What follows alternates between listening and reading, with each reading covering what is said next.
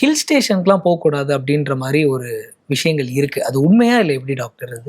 இல்ல ஜென்ரலாவே வந்து இந்த மாரி எக்ஸ்ட்ரீம்ல இருக்கவங்க அதுக்கு ஒரு ப்ராப்பரா ரெமெடியல் எடுத்துட்டு இருக்காம ஹை ஆல்டிடியூட் போறப்போ லோ ஆக்ஸிஜன், அவங்களோட ஹார்ட் கண்டிஷன் இல்லாம அது மாரி ஒரு ஸ்ட்ரெஸ் ஆகும். அவங்க வந்து கிளைம் பண்ணாங்க, ட்ரெக்கிங் போறாங்க, ஏதாச்சும் ஒண்ணு பண்ணாங்க, ஆக்டிவிட்டீஸ் பண்றாங்க அப்படின்றப்ப இது பிரெசிபிடேட் ஆகிறதுக்குலாம் நிறைய வாய்ப்பு இருக்கு. ஓ! ஜென்ரலாவே வந்து. ஸோ அதனால வந்து நம்ம வந்து இதெல்லாம் ஃபிக்ஸ் பண்ணிக்க நிறைய விஷயங்கள் இதில நம்ம துடி பத்தி பேசின எல்லாமே வந்து ஒரு ஃபிக்ஸ் பண்ணக்கூடிய ஒரு பெர்மனன்ட்டான ஒரு சொல்யூஷன் கொடுக்கக்கூடிய ஒரு ப்ராப்ளம்.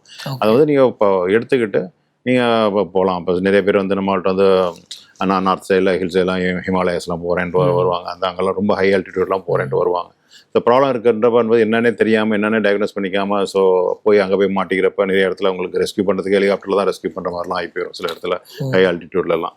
அந்த மாதிரிலாம் போகிறீங்க அப்படின்னா நீங்கள் ஃபஸ்ட்டு எவாலுவேட் பண்ணிட்டு ப்ராப்பராக ட்ரீட்மெண்ட் பண்ணி ஃபிக்ஸ் பண்ணிவிட்டு then you go and do that. So doctors அட்வைஸோட அந்த விஷயம் பண்ணிக்கலாம். எடுக்கலாம் அப்படின்னு. இதை தாண்டி இதில் ட்ரீட்மெண்ட்ஸ் எப்படிலாம் இருக்கும் டாக்டர்?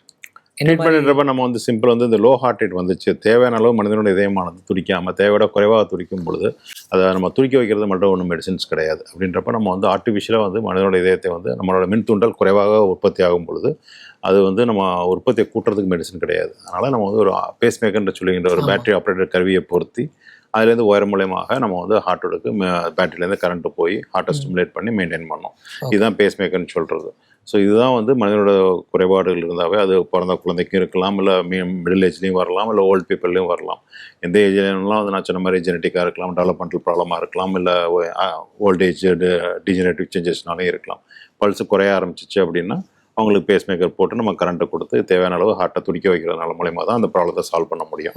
இதே வந்து பல்ஸ் அதிகமாக போகுது, நம்ம ஏற்கனவே டிஸ்கஸ் பண்ண மாதிரி தேவையே இல்லாமல் திடீர்னு 150, 200, 250 இது மாதிரிலாம் போகுது, படாட போகிறது அப்படின்றப்ப நம்ம யூஸ்வலாக வந்து அதுக்கு மருந்து மாத்திரைகள் இருக்குது கொடுக்குற பண்ணுவோம். பட் அன்ஃபார்ச்சுனேட்லி இந்த மருந்து மாத்திரைகள் அந்த அளவுக்கு எஃபெக்டிவாக இருக்காது.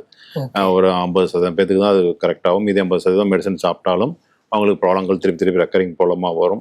அது அவங்க குவாலிட்டி ஆஃப் லைஃப்பை காம்ப்ரமைஸ் பண்ணும். ஏன்னா வந்துட்டு அப்புறம் அட்மிட் ஆகிற மாதிரி இருக்கும், இல்லை அவங்களுக்கு அவங்க ஃபேமிலி மெம்பர்ஸ் எல்லாருமே ஒரு தொந்தரவாக இருக்கும்.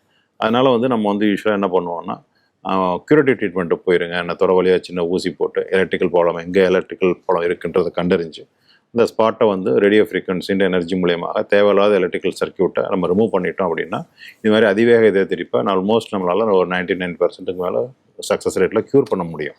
எஸ்பெஷலி நம்ம சின்ன வயசில் வர்றது, மிடில் ஏஜில் வர ப்ராப்ளங்கள் எல்லாத்தையுமே வந்து நம்மளால் ஒரு 99% சக்ஸஸ்க்கு மேலே அதெல்லாம் க்யூர் பண்ண முடியும்.